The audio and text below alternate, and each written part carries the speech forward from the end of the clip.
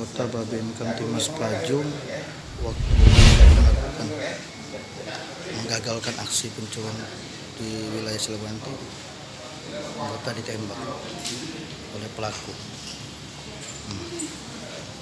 Itu apa kejadian, Pak? Kejadiannya jam 5:30. Setelah dia keluar dari rumah melihat dua orang yang sudah mencurigakan. Ternyata orang tersebut itu perampok. Akhirnya terjadilah baku tembak antara kedua pelaku tersebut.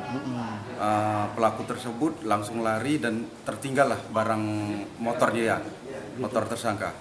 Ini yang korban anggota, Pak? Anggota Mana, Pak? Anggota Polsek Pelaju, Babin Kamtibmas. Siapa namanya, Pak? Aibtu Yasudi. Jadi ditembak di bagian mana? Ditembak kena perutnya, kena sebelah kiri. Sebelah kiri. Sebelah kiri.